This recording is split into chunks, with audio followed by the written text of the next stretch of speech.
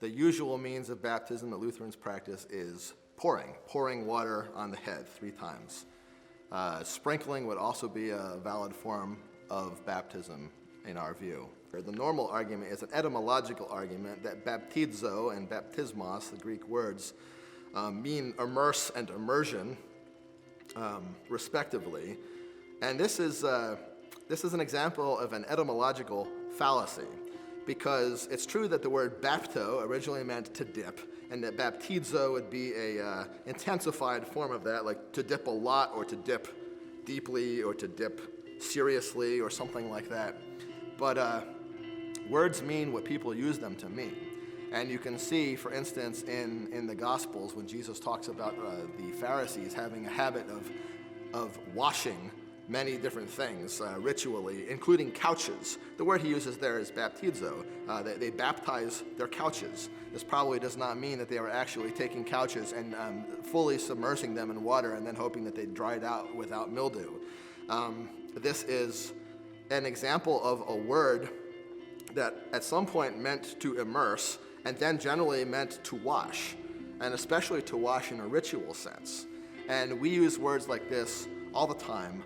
It's a principle of language that a word's meaning is determined by its usage and not by its etymological derivation from some word in the past.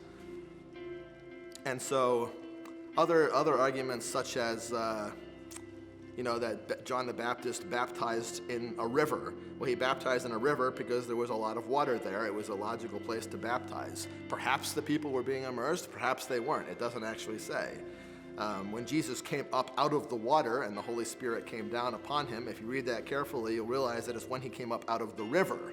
He came up out of the water in that sense. That is, his feet were out of the river. He was back up on the bank. If you compare the Gospels, Luke says clearly that the Holy Spirit came upon him when he was out of the river and praying afterwards. You compare the Gospels, you see that is the meaning there. But if they did immerse in the New Testament, that's fine. Immersion is a perfectly good means of baptism. And you could argue, as Baptists often do, from Romans chapter 6, that immersion is a particularly good symbol or form of baptism because of the way it symbolizes burial with Christ and rising with Christ. It is, of course, ironic that they make that argument and at the same time deny that baptism actually buries you and rises you with Christ in a salvific way that ties your destiny to his. But it does mean that it would be a good symbol. But of course, pouring is also a good symbol. Pouring reminds you that baptism gives you the Holy Spirit, because the Holy Spirit is poured out on all flesh, as St. Peter quotes from the prophet Joel in the day of Pentecost. And so this is a case of Christian freedom. Symbolisms, sprinkling, pouring, immersing, they all have their symbolic strong suits.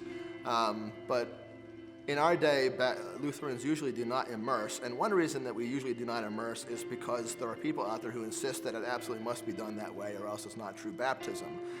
And we don't want any of our people to think that we are capitulating to that and thereby calling into question their own baptism, which was not by immersion, because that's not traditionally what we have done.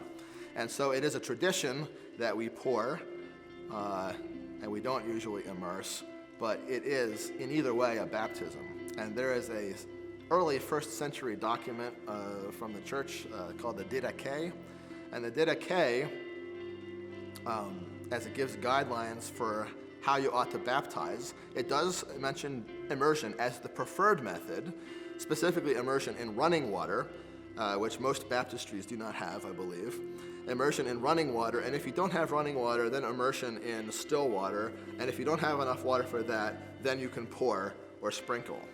And so it is clear that in the author and the community of the Didache, immersion was in fact the preferred method, but they clearly also recognized pouring and sprinkling as being valid forms of baptism and perfectly comporting with what Jesus was talking about, which means that within 100 years of Jesus' death, they clearly recognized that baptizo and baptismos did not mean only to immerse.